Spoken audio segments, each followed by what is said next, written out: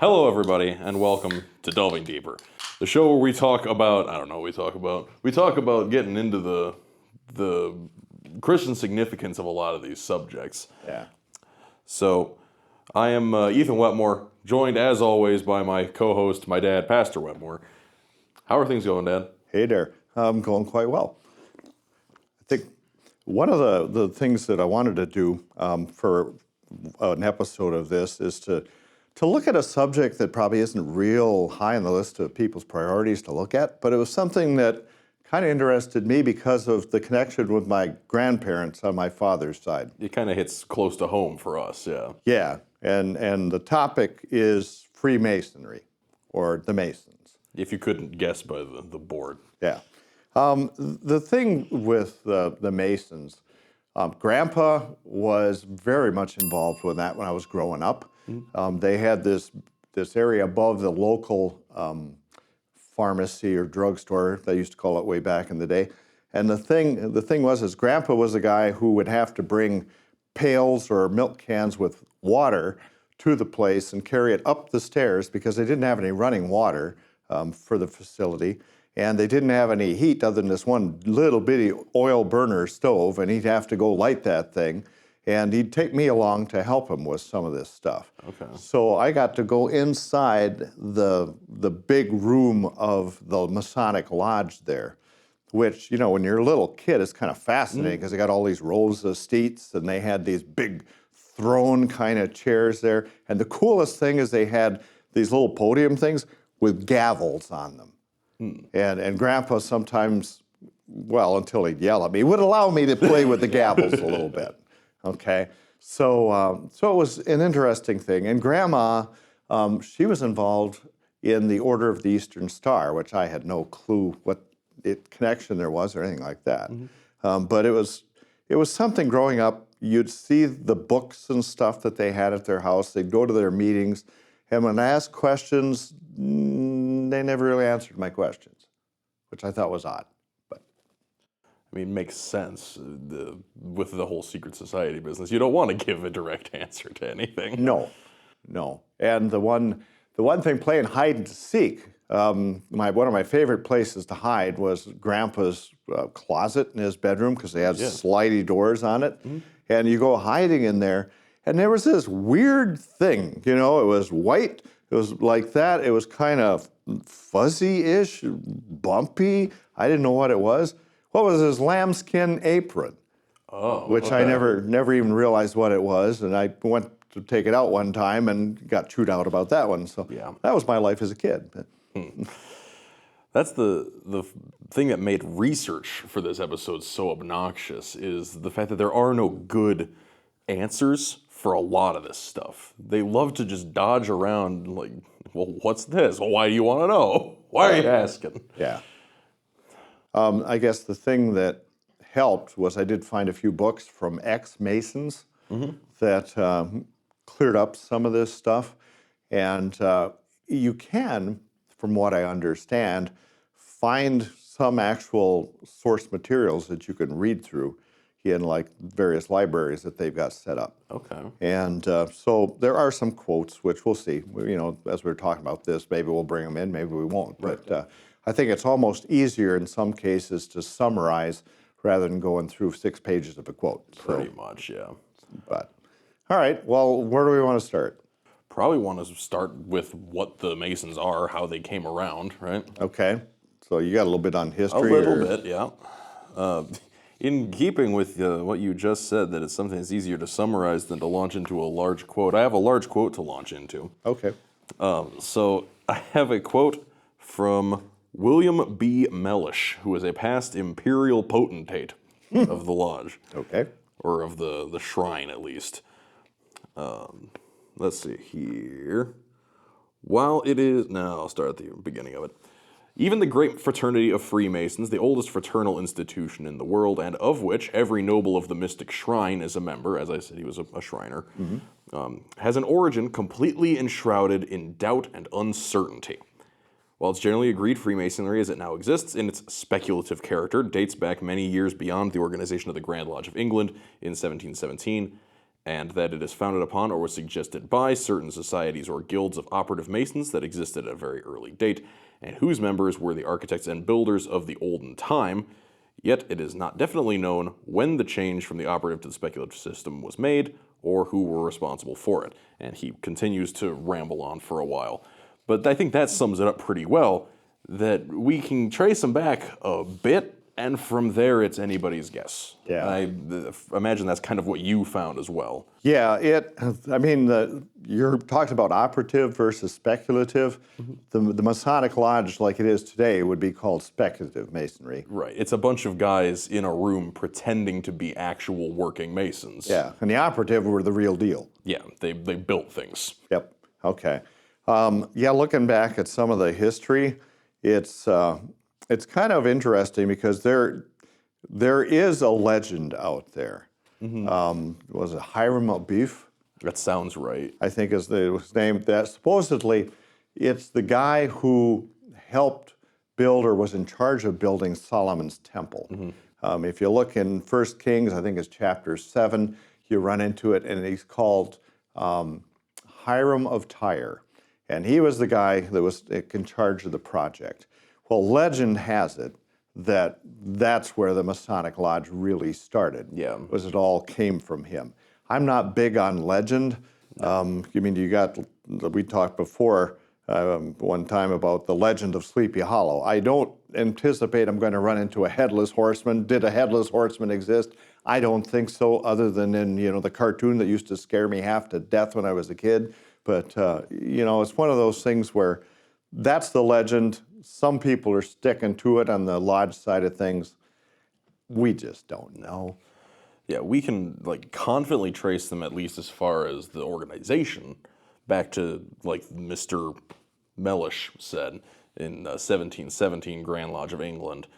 If you look at some records, you can go as far back as the 14th century in a less official sense. Okay. That's when you get into more of the Knights Templar kind of stuff from that era. Okay. And even then, they claim the same legend that you just listed off, with going back to Solomon's Temple, coming from the stonemasons guilds there.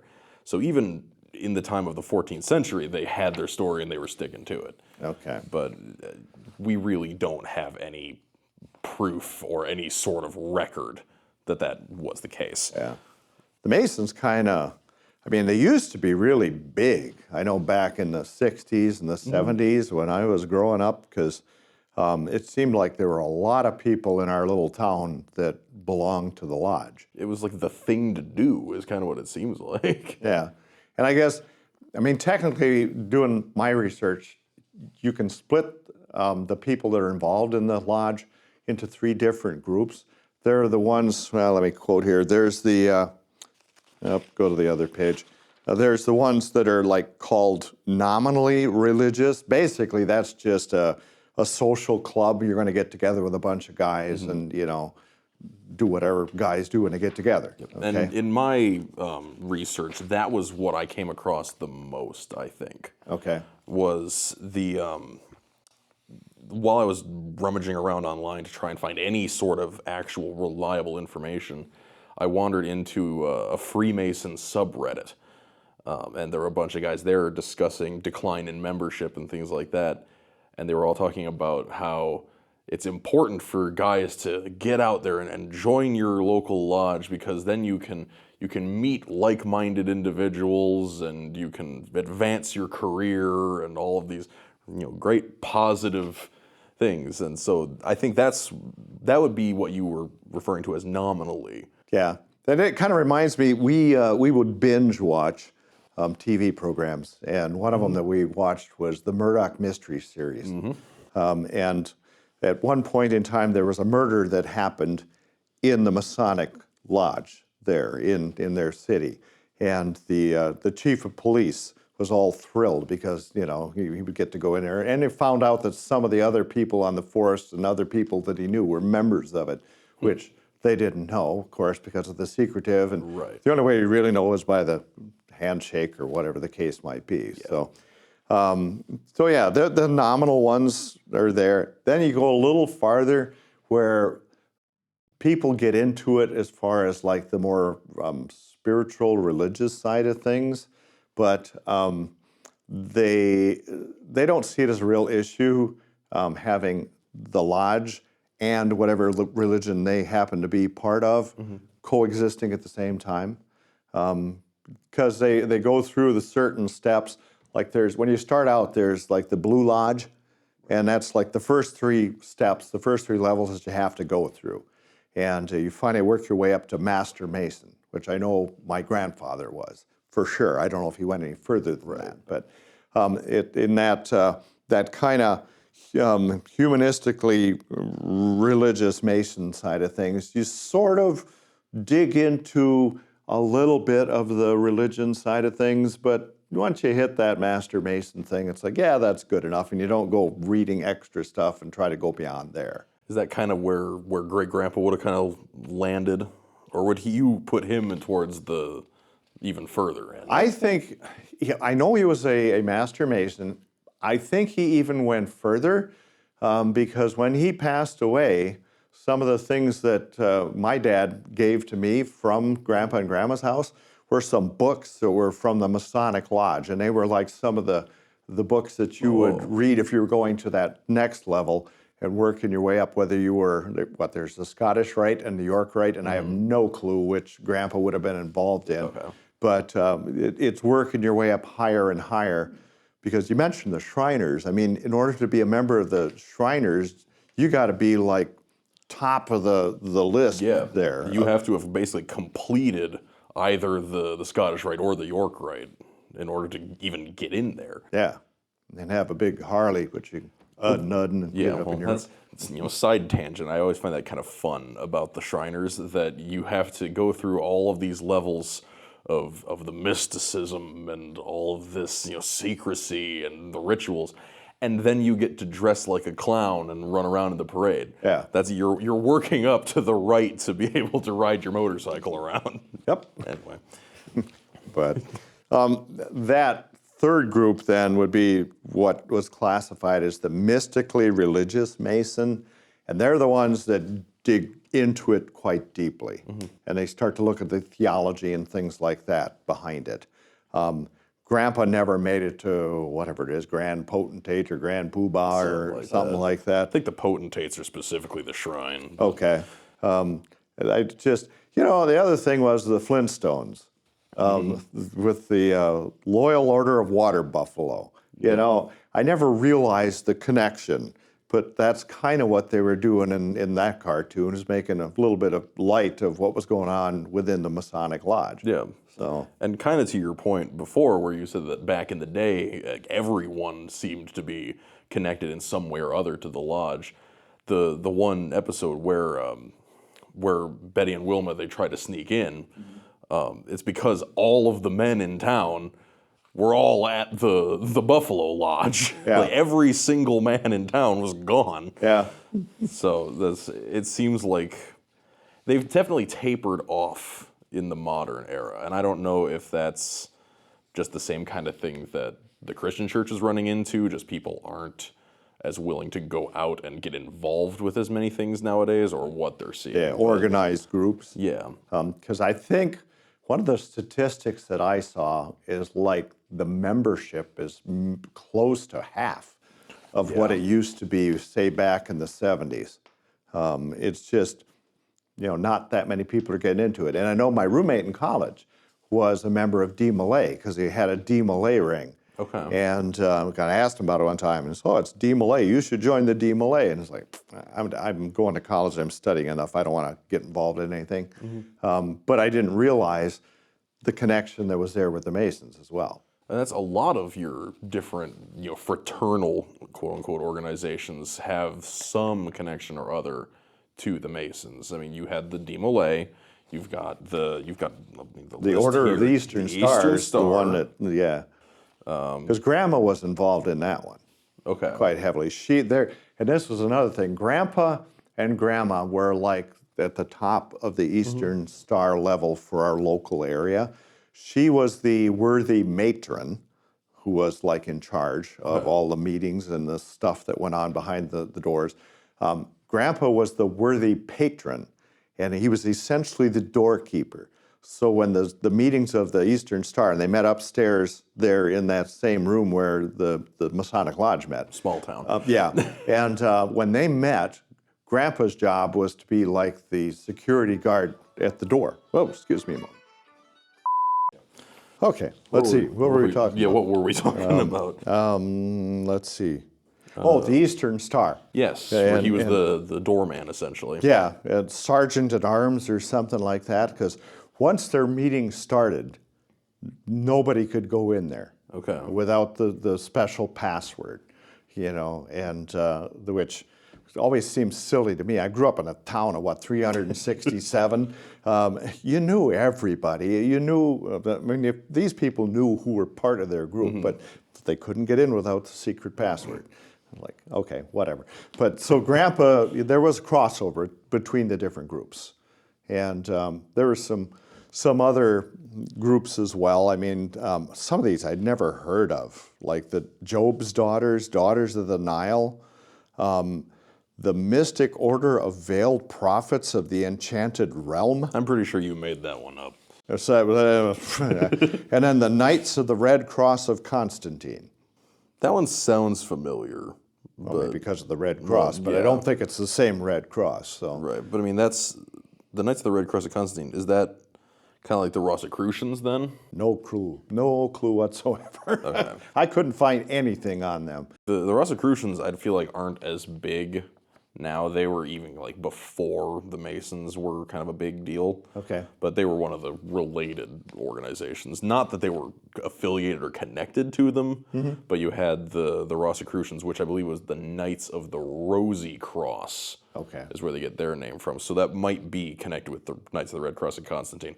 I don't know for sure. Yeah, and it doesn't matter anyway. Same thing with the Jacobins, the Nine Sisters, and all that kind of stuff, which the Nine Sisters, that was a spin-off of the Masons. That's where Ben Franklin was in there. Oh, okay.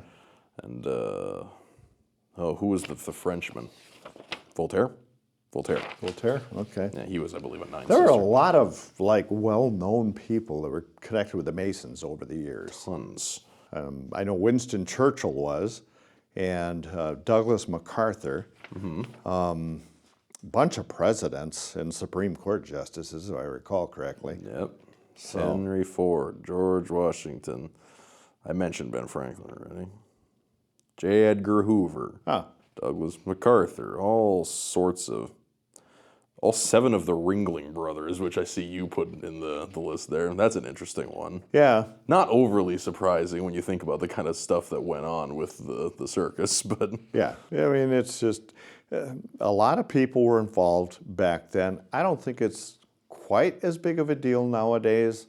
I personally don't know of anybody, but it's a secret society, so who knows? There is one person that comes out of church and shakes my hand a little differently, and I kind of wonder, is that supposed to be the Masonic handshake? But I don't know. So. Oh, and I had my honorable mentions that I jotted down of people that were connected to Masonry but weren't necessarily members, which I had as Mark Twain, Adolf Hitler, and Aleister Crowley. Though Crowley claimed that he was not a member. He denied that, but if you look at kind of the connections that he had, which I want to talk about him in another episode down the line when we get into the Satanic Panic. Okay. But that's a whole other discussion. Talk about the history. There are a bunch of people that, like I said, try to trace it back all the way to Solomon's Temple. But if you look at what they actually believe and teach within the Masonic Lodge, there is one quote, and I'll summarize, which basically says that the God, the grand architect of the universe, which is what they call their God. I'm not going to call him God, but the grand architect of the universe actually existed so far back that he was a pagan deity. And so, it's like you're taking a bunch of the pagan stuff, moving it forward and saying, well, this is the same God that you guys have in Christianity. At least that's what they say initially.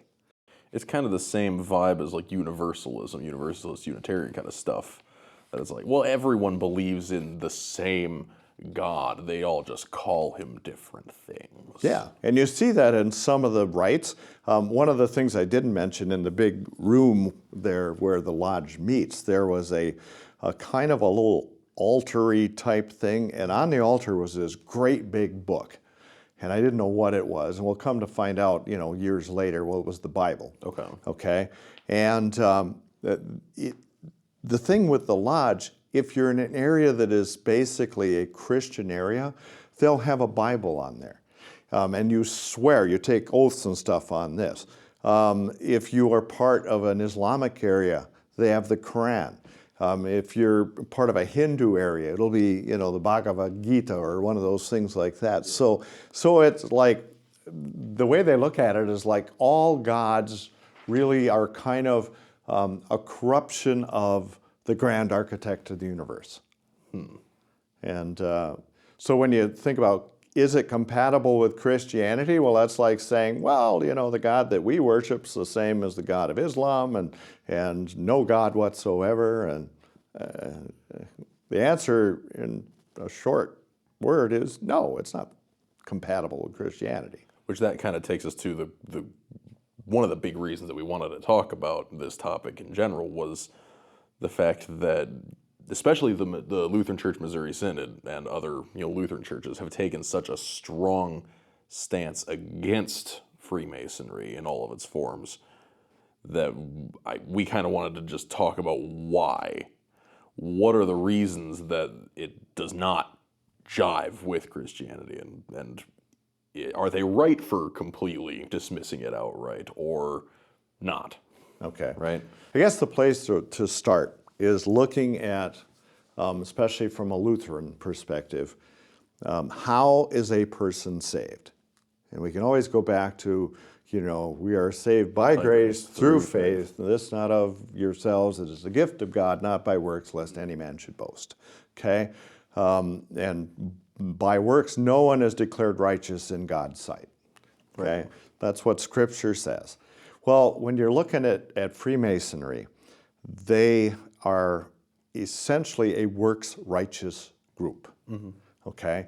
Because when you go through the Blue Lodge and you get up to your third level and you take all your oaths, even before you get that far, when you start out as an apprentice, you are swearing that you are going to live a moral life according to the way the grand architect of the universe wants you to live it.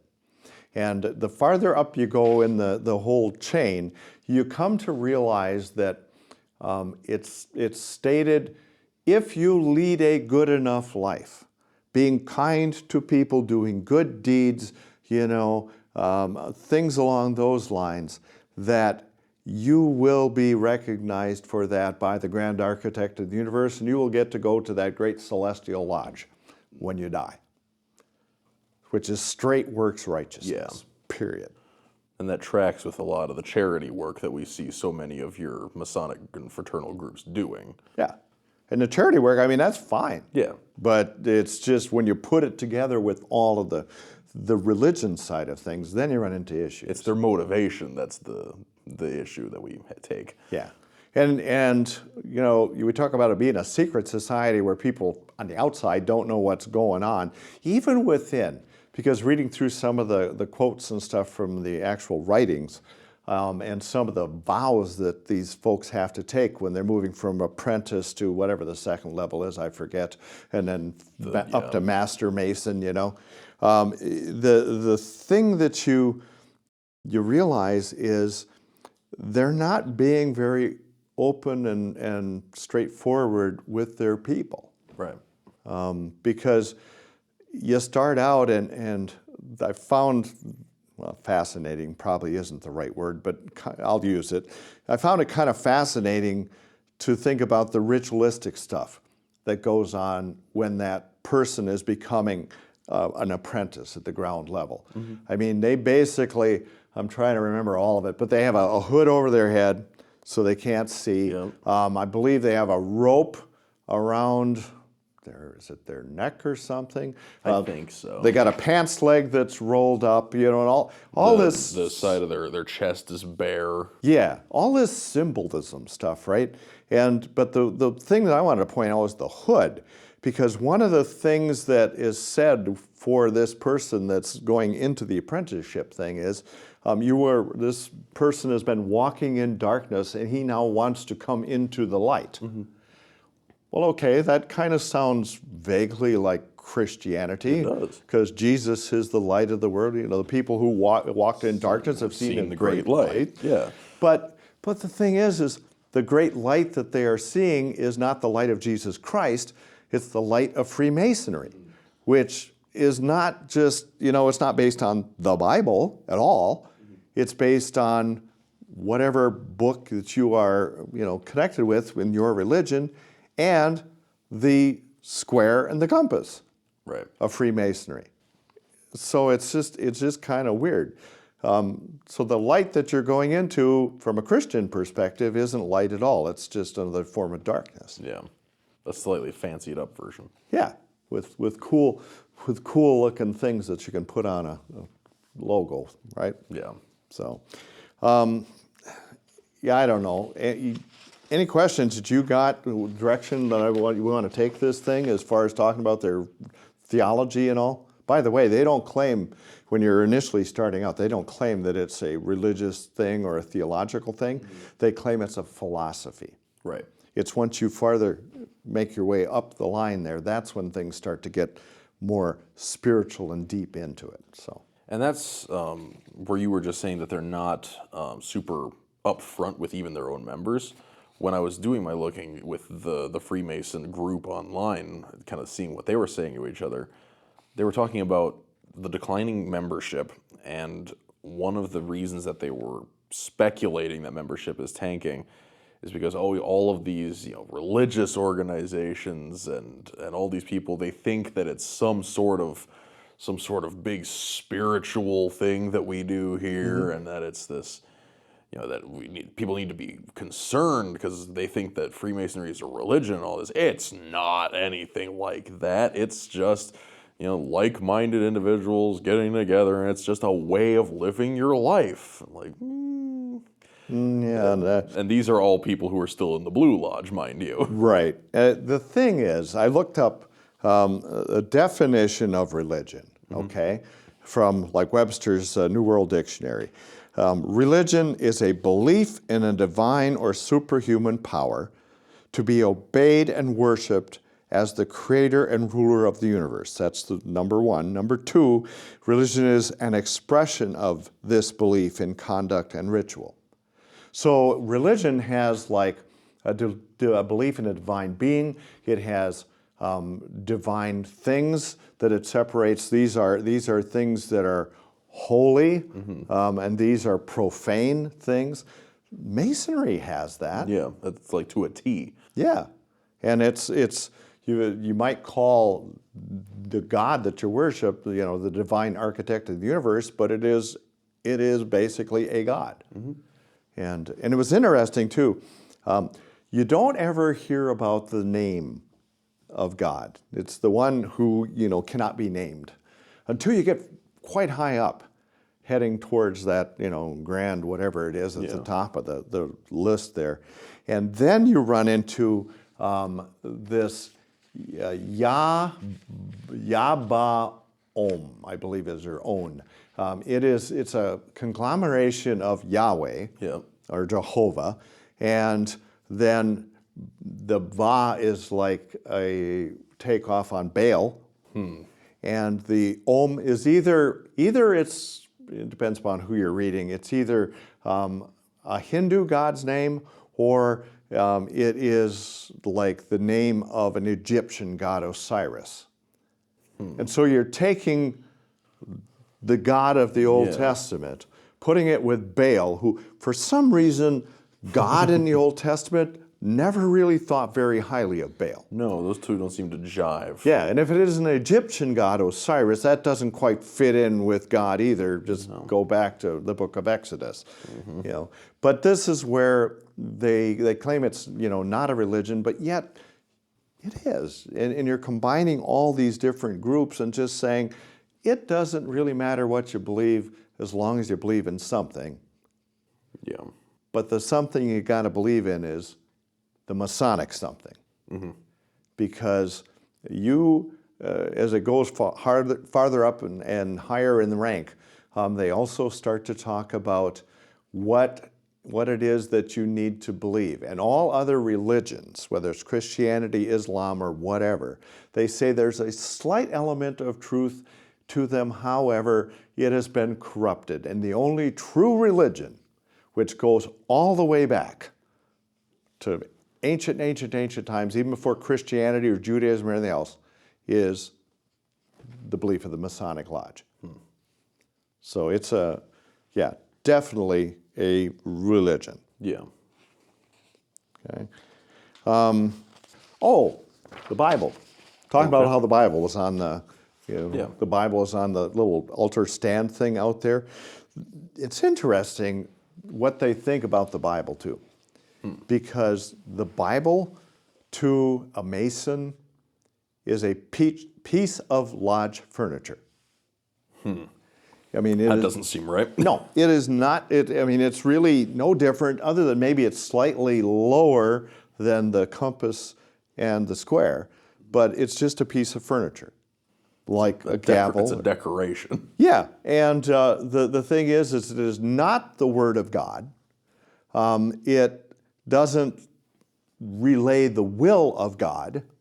That is discovered through, the Masonic teachings. The farther we go, it is not something that is to be read and taken literally, like you obey what God says. You shall have no other gods before me. Well, you interpret it allegorically or as a symbol because they consider it to be a symbol, but it's not the Word of God at all. So that is quite different from especially Missouri Synod and very, Bible-believing conservative Christians that believe it is the Word of God and inspired by God Himself. Well, no, if you get into loosey-goosey Christian religious denominations, you run into the situation where, they wouldn't see this as an issue because they don't believe it's the Word of God either. Right. So, okay. And Jesus, of course, is the Word. Okay? In the beginning was the Word was with God, the Word was God, the Word became flesh and dwelt among us. That Word is Christ. And God's Word is living, it is active. Well, when you look at what the Masonic Lodge believes about Jesus, you find out that they're totally in the ditch with their understanding of Him compared to what we believe about Him. They believe that Jesus was a good Mason, okay? Could be like one of the top Masons. Pretty sure he was a carpenter. I don't think he did a lot of bricklaying. Yeah, but he worked with his hands, so cut him some slack, all right? But this is one of those things, maybe it was in the translation. Maybe Joe was actually a bricklayer rather than a carpenter. Maybe that's it. We'll cut him, Yeah, but anyway, I don't believe that. But anyway, No. The way they look at this is Jesus could be one who should be emulated, followed in terms of living a good moral life. He came and he did some good things to help people out and to straighten the religion out a little bit, but he is not God. He is not the Son of God. He is not the Word incarnate. There's nothing that we confess Jesus to be that fits in with what that Mason Jesus is all about.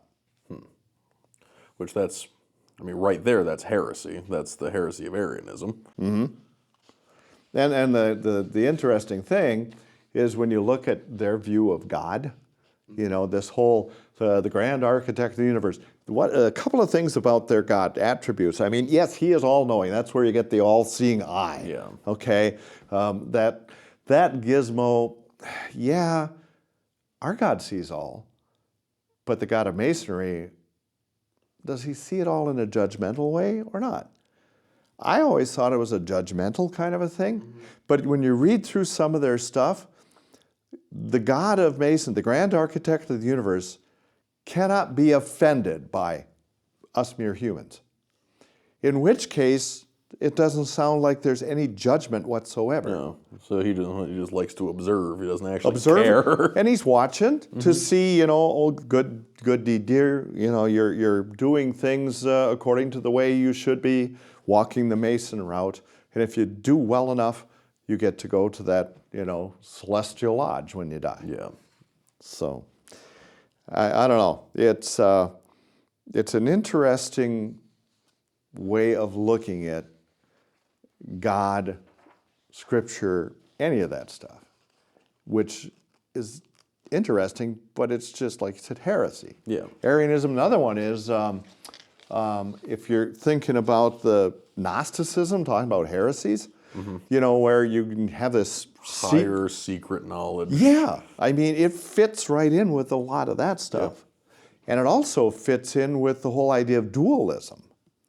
Or not dualism, but deism, where you have this watchmaker God who created everything, wound it up, and now he's just sitting back and observing how it's going. Yeah. And so there is the deistic connection with Masonry, and I can kind of see how some of the founding fathers of our country, who were more the deistic side, would have found it to be appealing. Right. Oh, one thing I do want to mention, because you brought it up, the whole business of how the Missouri Synod and a bunch of other conservative groups, say that it is a, I don't know if you want to call it a cult, but definitely it is a heretical. I was going to say it's at least 3 heresies in a trench coat. Yeah, and the thing is, when you're looking at the Masonic Lodge, even within the Masonic Lodge worldwide, there is disagreement as to what they believe and everything else. You've got the group where, like the lodge in Great Britain and Ireland, North America, a bunch of those, they have cut ties with the Masons in South America, because in Britain and Ireland and North America, you have to believe in this higher celestial being. You get to South America, you don't have to believe necessarily in the celestial being. You get to France, and it looks like the Masons over there are completely atheistic. Yeah. So even amongst them, they don't agree on everything. And so when people say, well, you Christians don't agree on everything either. No, we don't. But it's like, are you going to stick with what God said in the Bible, or aren't you? Back in the 90s, it was like 1992, the Southern Baptist Convention had one of their resolutions that got passed. And they basically said that Christians everywhere should avoid any association which conflicts with clear biblical teaching, and affirmed that Jesus Christ is the only means of salvation. So they prohibited Christians from joining the lodge, okay? Makes sense. However, just a year after that, in 1993, when they came back together in convention, they reversed that. Huh. And the thought process is, a bunch of the lodge folks got wind of this, and a bunch of people who belonged to the Southern Baptist Church, who were also lodge members, they were all urged to go to that next convention. And so they overturned it. So that whole business just feels wrong on a lot of levels. Yeah, and politics is there in any religious body, but still. I mean, it even happens just here in our church every so often. Yeah, and I mean the Southern Baptist position, the one where they reversed it, and said you could belong to it. Yeah. It has been rejected by, and here we go on the laundry list, but by the Lutheran Church Missouri Synod. Okay. And by the way, this list was put together back in, I'm trying to think, it was 2004? Yeah, 2004. So it may have changed a little bit now, considering some groups have slid. But, okay, so it was the ones reject anybody being involved in the Masonic Lodge. Lutheran Church Missouri Synod, Presbyterian Church in America, Free Presbyterian Church of Scotland, the Greek Orthodox Church, the Church of the Nazarene, the Church of the Brethren, the Orthodox Presbyterian Church, the Methodist Church of England, the Wesleyan Methodist Church, the Synod Anglican Church of England, the Russian Orthodox Church, the Christian Reformed Church in America, the Roman Catholic Church, the Evangelical Mennonite Church, the Free Church of Scotland, the General Association of Regular Baptist Churches, the Church of Scotland, Grace Bethlehem, the Evangelical Lutheran Synod, which is that little Norwegian synod over in Mankato, Minnesota, Okay. and the Independent Fundamentalist, let me turn the page, Churches of America, the Baptist Union of Scotland, and the Wisconsin Evangelical Lutheran Synod, or the WELS. Huh. Those are the ones that reject the Masonic Lodge and anyone being involved in it. And especially with Wisconsin Synod, Missouri Synod, if you're involved in a lodge, you should not be communing because you reject the one true God. You reject everything there is about Christ. You reject the business of how do you get into heaven and turn it from grace into works. So no, you reject the actual Lord's Supper because it is nothing but a symbol coming from that symbol book, the Bible. It doesn't, I mean, you're rejecting all of the basic tenets of Christianity. Yeah. So, no, they're not compatible. So that's kind of looking at some of the history, taking it closer to today and seeing, yeah, there's a lot going on there that I never knew about as a kid. Right. And most people probably don't know about today. No, and I mean, that's by design. I think that if they had their way and kept things a little more hush-hush, especially in the days before the internet, that they would keep people even from nowadays being able to have these kind of discussions about it. Mm-hmm. Because I think they knew full well that once word got out of what they believed and what they're teaching, it wouldn't go so great for them as far as jiving with other groups. Yeah, and I mean, going back to my grandpa and grandma, they had their little books. I remember she had her little Order of the Eastern Star thing, and it was all an embroidered this or that on the cover of it, you know, with flip pages. Well, that was always tucked away in a drawer, and you weren't supposed to mess with it. Grandpa really had his buried deep, and I stumbled across it one time, and, you know, once again, it's just like with the lambskin apron. You don't mess with that stuff. You don't ask questions about it. Done. So... didn't exactly make me want to join, which I'm what I'm a good surprise. With. I am good with, so. I think things turned out better in the long run. I think so too. Yeah. Yeah. All right. I think that pretty well covers things, wouldn't you say? I think so. All right. All righty. Well, thanks everybody for tuning in. And I know that things have been a little sporadic in between episodes, long pauses and everything else, but hopefully we can get into a better rhythm here, and hopefully we'll figure out a good intro and ending format for these things. But until then, we'll catch you guys in the next one. All right. Rack-a-dack-a.